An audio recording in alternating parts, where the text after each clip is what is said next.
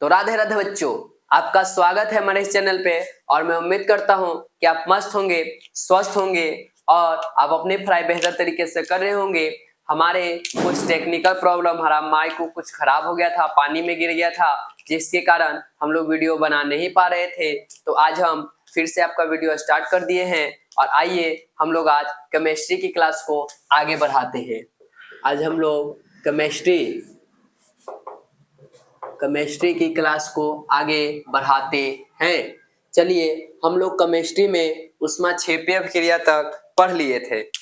अब हम लोग को पढ़ना है विस्थापन अभिक्रिया, द्वितीय विस्थापन अभिक्रिया, एकल विस्थापन अभिक्रिया। तो विस्थापन अभिक्रिया पढ़ने से पहले हम लोग क्या करते हैं कि कुछ अभिक्रियाशील तत्व के बारे में जानते हैं, जो धातु के साथ अभिक्रिया, जो किसी के साथ रिएक्शन कर लेता है, किसी धातु क्रियाशील मूल्य। जैसे ये क्या होता है, जैसे कोई कम क्रियाशील तत्व को हटाकर उसका स्थान ग्रहण कर लेता है, यानी कौन ज्यादा क्रियाशील है, कौन जल्दी किसी के साथ क्रियाशील करता है और कौन देर से करता है। ठीक है, यानी कौन अधिक क्रियाशील है और कौन कम क्रियाशील है, उसके बारे में जानते हैं। उसके जानने के लिए एक आप लोग ट्रिक याद कर लीजिएगा। केदारनाथ का माली आलू जरा फीका पकाता है। फीका पकाता है। कौन है जी, आगे आओ। याद कर लीजिएगा, केदारनाथ का माली आलू जरा फीका पकाता है। कौन है जी, आगे आओ। के से के हो जाएगा, ना से इन्हें हो जाएगा, सी से कैल्शियम, का से कैल्शियम, माली से मैग्नीशियम हो जाएगा, आलू से एल्युमिनियम हो जाएगा, जरा से जिंक हो जाएगा, फीका से फेरस हो जाएगा, पकाता से पीबी हो जाएगा, है से हाइड्रोजन हो जाएगा, कौन से कॉपर हो जाएगा, है से Hg हो जाएगा यानी मरकरी हो जाएगा, आगे से Ag हो जाएगा और आओ से Au हो जाएगा। ठीक है, के मतलब होता है पोटेशियम। क्या होता है बाबू? पोटेशियम। N मतलब होता है सोडियम। Ca मतलब होता है कैल्शियम। ठीक है, Mg मतलब होता है मैग्नीशियम।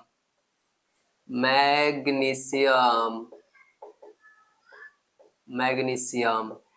ठीक है, इसका होता है एल्यूमिनियम। ठीक है, इसका होता है जस्ता बोलिए, या इसी को हम लोग क्या बोलते हैं? जिंक बोलते हैं। जिंक। ठीक है, इसी को हम लोग लोहा बोलते हैं या फेरस बोलते हैं। क्या बोलते हैं बबुआ? फेरस या लोहा। ठीक है, चलिए, पीबी को हम लोग सीसा कहते हैं, H को हम लोग हाइड्रोजन कहते हैं, Cu को हम लोग कॉपर कहते हैं, कॉपर यानी तांबा जानते ही होंगे। ठीक है, Hg को हम लोग पारा कहते हैं, पारा यानी मरकरी कहते हैं, Ag को हम लोग चांदी कहते हैं और Au को हम लोग सोना कहते हैं। याद रखिएगा, यही है आपका क्रियाशील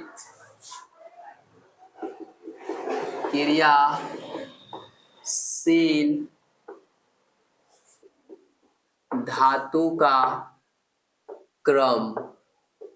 ठीक है, सबसे अधिक क्रियाशील बोलेगा तो पोटेशियम, और सबसे, अगर इसमें इस रो में देखे, इस रो का हम बात कर रहे हैं, दूसरा नहीं, बस हम यहाँ इस रो का बात कर रहे हैं।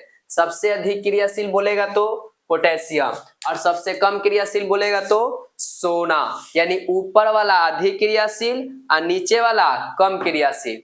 ऊपर वाला अधिक क्रियाशील और नीचे वाला कम क्रियाशील। जैसे पोटेशियम से कम सोडियम, सोडियम से कम कैल्शियम, कैल्शियम से कम मैग्नीशियम, मैग्नीशियम से कम एल्युमिनियम, एल्युमिनियम से कम बताओ जिंक, एल्युमिनियम से कम बताओ जिंक हो जाएगा। जिंक से कम बताओ फेरस, फेरस से कम बताओ सीसा, सीसा से कम बताओ हाइड्रोजन, सीसा से कम बताओ हाइड्रोजन, हाइड्रोजन से कम कॉपर, कॉपर से कम पारा, पारा से कम चांदी और चांदी से कम सोना क्रियाशील है।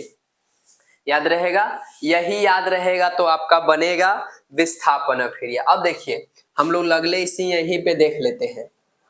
विस्थापन, विस्थापन अभिक्रिया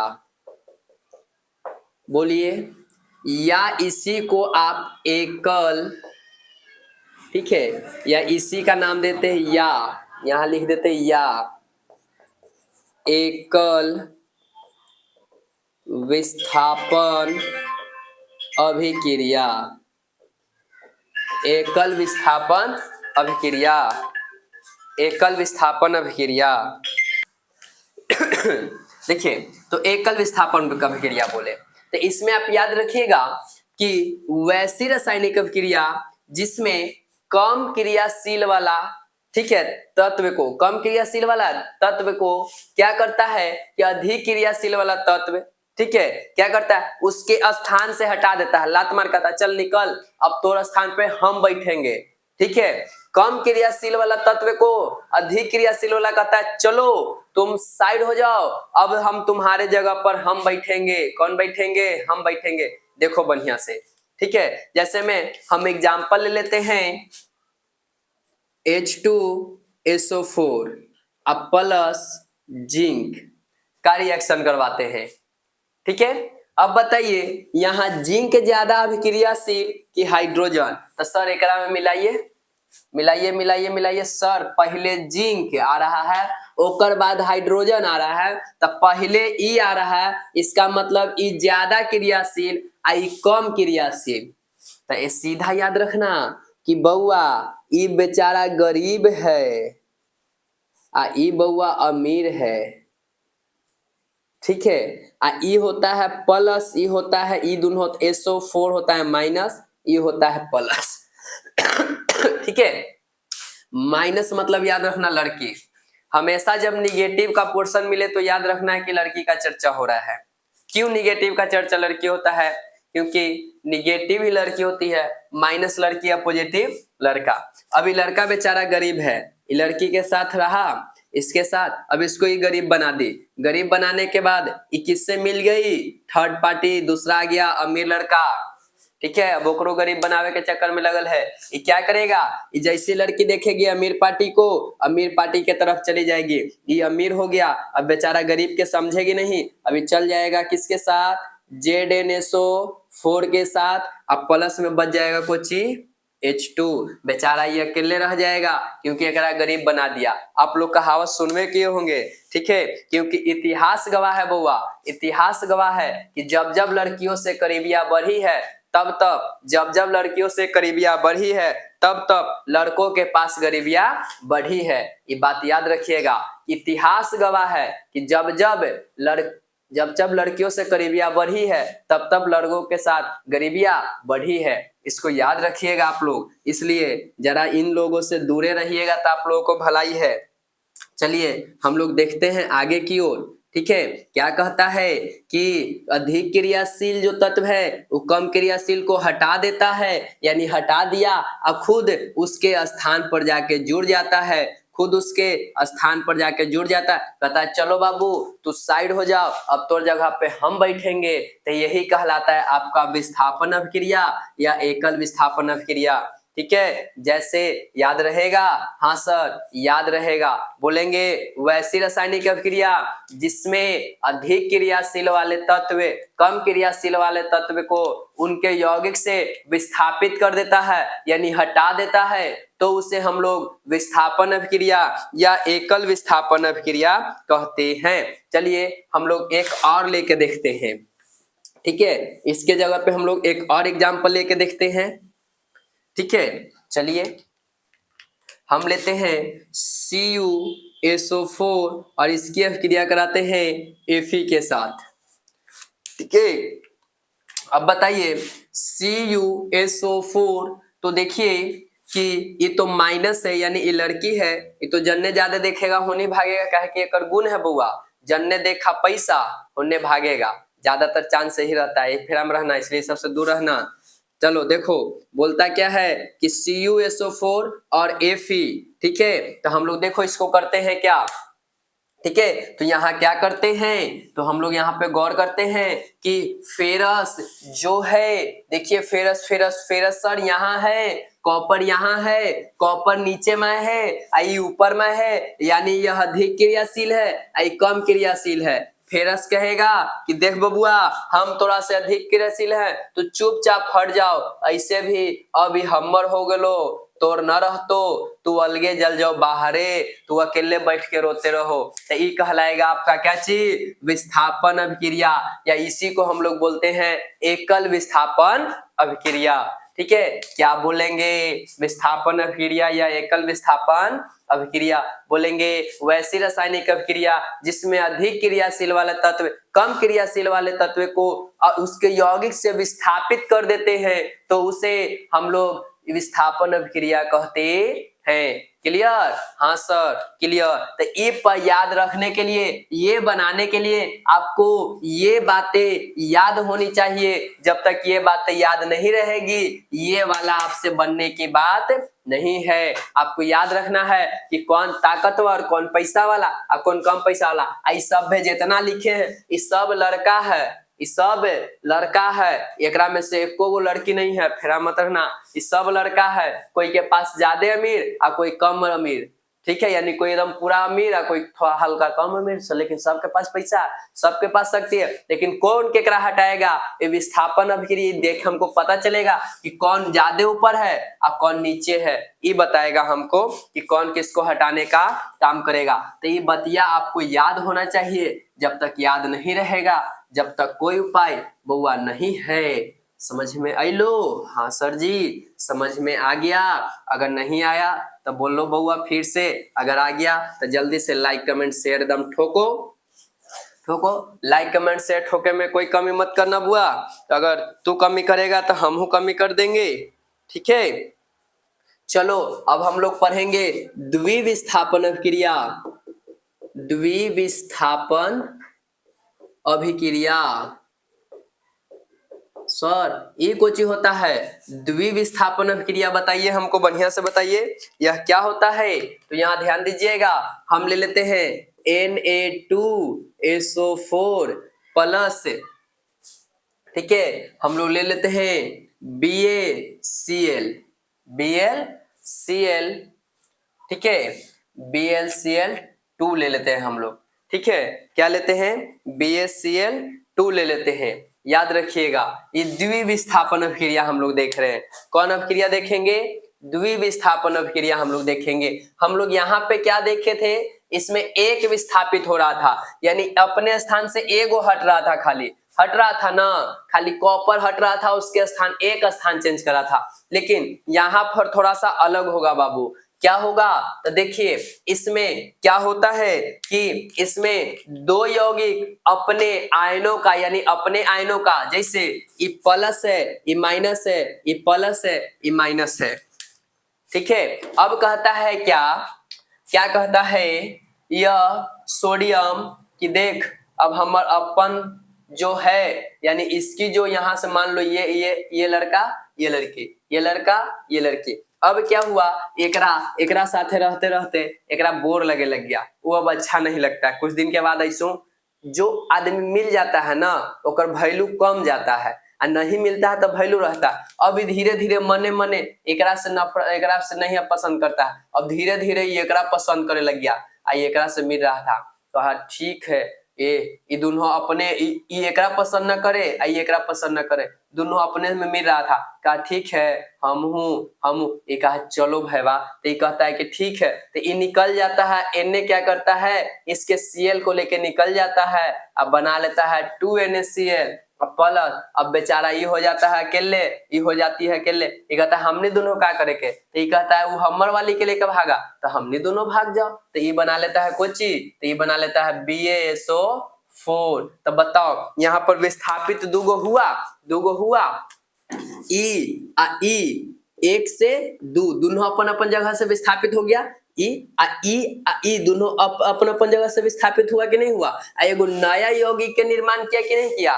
तो जब वैसी रासायनिक अभिक्रिया जिसमें दो यौगिक अपने आयनों का आदान प्रदान करके, यानी वो कहेगा हमर वाला ले लो और वो कहेगा हमर वाला ले लो, ठीक है, यानी अपने आयनों का आदान प्रदान करके नए यौगिक का निर्माण करते हैं, तो उसे हम लोग द्विविस्थापन अभिक्रिया कहते हैं। क्या कहते हैं? द्विविस्थापन अभिक्रिया कहते हैं। याद रखना है द्विविस्थापन अभिक्रिया क्या किसे कहेंगे, तो वैसी रासायनिक अभिक्रिया जिसमें क्या होता है कि दो यौगिक अपने आयनों का आदान प्रदान करके नए यौगिक का निर्माण करते हैं, तो उसे हम लोग द्विविस्थापन अभिक्रिया कहते हैं, द्विविस्थापन अभिक्रिया कहते हैं।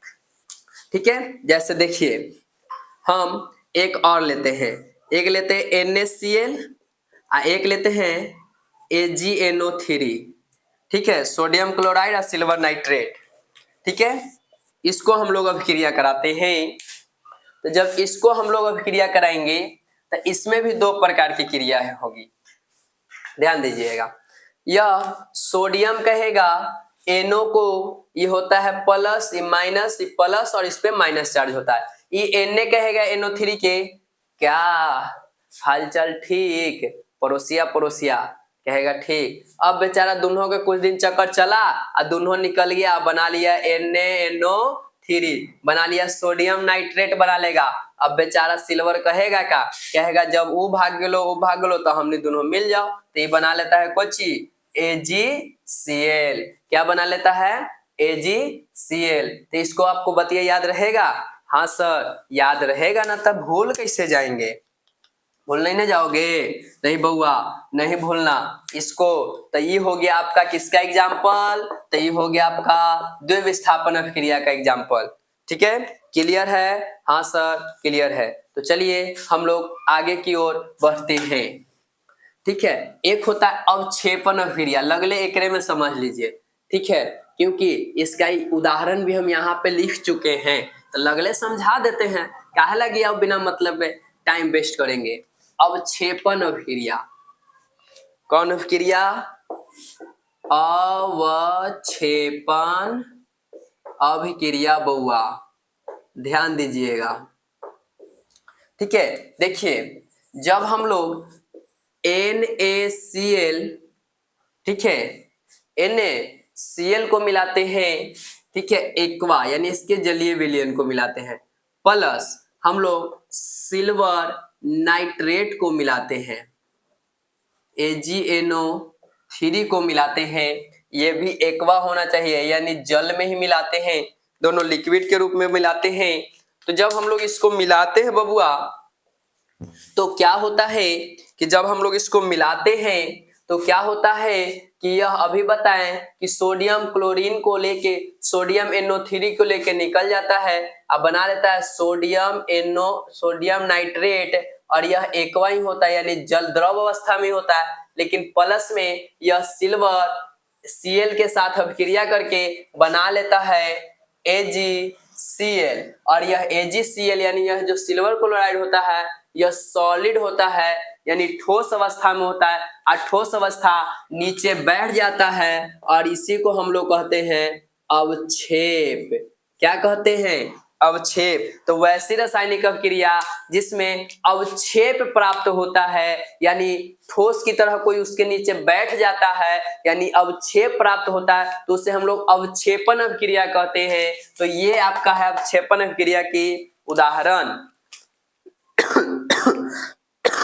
समझ में आया? जल्दी जल्दी बोलो, समझ में आया या कोई दिक्कत है? नहीं ना? तो ये आपका अवक्षेपण अभिक्रिया का उदाहरण है। ठीक है, चलिए क्लियर हो गया? हाँ सर क्लियर हो गया। चलिए सर तो इसको लिखवाइएगा नहीं? अरे बउआ बोले ना, नोट्स वाला टेलीग्राम चैनल पे जाके डाउनलोड कर लेना, कल आपका अपलोड कर दिया जाएगा नोट्स। कल सुबह डाउनलोड आपका एप्लीकेशन। कल बुआ चुनाव है, आप लोगों को मालूम है कि कल क्या है बाबू? चुनाव है, लेकिन तब पर भी कल क्लास चलेगी। और कल आपका क्या होगा कि कल आपका अपलोड कर दिया जाएगा, आपका जो वीडियो है वो भी अपलोड, और साथ में आपका नोट्स भी अपलोड कर दिया जाएगा। कल हम आपके राजा सर के साथ बैठकर टोटल वीडियो अपलोड कर देंगे। टोटल वीडियो नहीं, सॉरी, टोटल आपका जो जितना भी नोट्स पढ़ाया गया है उसको हम अपलोड कर देंगे। ठीक है, चलिए अब हम लोग पढ़ेंगे उदासीनीकरण अभिक्रिया। क्या पढ़ेंगे? उदासीनीकरण। उदासीनीकरण अभिक्रिया। तो यह जो उदासीनीकरण क्या होता है सर? तो देखिए, जब हम लोग क्या करते हैं कि अम्ल और भस्म को, भस्म मतलब होता है क्षारक, अम्ल और क्षारक को जब एक साथ अभिक्रिया कराते हैं तो हम लोगों को लवण तथा जल प्राप्त होता है। ठीक है, तो जब वैसी रासायनिक अभिक्रिया जिसमें अम्ल तथा भस्म को अभिक्रिया कराते हैं तो लवण तथा जल का निर्माण होता है, तो उसे ही हम लोग उदासीनीकरण अभिक्रिया कहते हैं। जैसे HCl है, ये हमारा हो गया अम्ल, और भस्म में ले लेते हैं हम NaOH। क्या ले लेते हैं? NaOH। जब इन दोनों का अभिक्रिया कराएंगे तो इस पे प्लस चार्ज होता है, इस पे माइनस, और इस पे प्लस और इस पे माइनस, इन दोनों पे क्या होता है? माइनस। तो देखिए, यह सोडियम Cl के साथ अभिक्रिया करके बना लेता है NaCl, और यह एक प्रकार का क्या है? तो सर NaCl एक प्रकार का लवण है, और साथ में यहाँ से H निकलता है और यहाँ से निकलता OH, अब मिल के बनाता है क्या? तो सर ये बना लेगा H2O, क्योंकि एक का एक, दो आए को, तो बना लेता है H2O। तो यही आपका बना लेता है क्या बउआ? जल। याद रहेगा? हाँ सर याद रहेगा बढ़िया से? हाँ सर याद रहेगा, काहे नहीं याद रहेगा? अगर याद रहेगा तो चलिए एगो हमको बना के दिखाइए, दूसरा हम यहाँ देते हैं। ठीक है, दिख रहा है ना? चलिए H2SO4 प्लस H2SO4 प्लस, अब बनाइएगा KOH, H2SO4 और KOH, यहाँ पे 2 लगाइएगा तब इसको बैलेंस हो जाएगा। इसको बनाइएगा सर, इसको बनाते हैं सर, इसको बनाएंगे तो इसको बनता है सर, तो यहाँ से SO4 और K मिल के बना लेगा K2SO4। हाँ सर बना लेगा K2SO4। अब प्लस में सर 2 हाइड्रोजन यहाँ से और 2 हाइड्रोजन यहाँ से, तो 2 2 4, ऑक्सीजन 2 गो, तो ये बनाएगा H2O बनाएगा, लेकिन के गो बनाएगा सर? 2 गो, क्योंकि 2 दूनी 4 हाइड्रोजन है, तो 4 हाइड्रोजन को हम लोग H2 और H2 में तोड़ सकते हैं। हाँ सर तोड़ सकते हैं। यहाँ पर ऑक्सीजन 2 गो, तो एगो इसके साथ एगो इसके साथ, तो जल के कितने अणु बना रहा है? 2, तो 2 अणु दिखाए हम लोग, जल के 2 अणु को दिखाएगा, और K2SO4 यहाँ से बना लिया। आप क्या बना लिया? तो बताइए, यह एक प्रकार का क्या है? लवण, और यह क्या है? जल। तो जब बाबू आप क्या करते हैं कि अम्ल को किसी भी क्षार के साथ, यानी क्षारक के साथ या भस्म बोले के साथ अभिक्रिया कराते हैं तो लवण तथा जल का निर्माण होता है, और इसी प्रक्रिया को हम लोग उदासीनीकरण अभिक्रिया कहते हैं। जब हम लोग अम्ल तथा भस्म का सॉरी फिर से बोल देते हैं हम लोग, वैसी रासायनिक अभिक्रिया जिसमें अम्ल तथा भस्म का अभिक्रिया कराते हैं तो लवण तथा जल का निर्माण होता है, तो इसे ही हम लोग उदासीनीकरण अभिक्रिया कहते हैं। Clear clear clear, yes sir clear. तो इतना बात क्लियर। तो चलिए, अगर आपको वीडियो पसंद आया हो तो लाइक कमेंट शेयर करें, और आज के लिए इतना ही। मिलते हैं अगले क्लास में। जय हिंद जय भारत।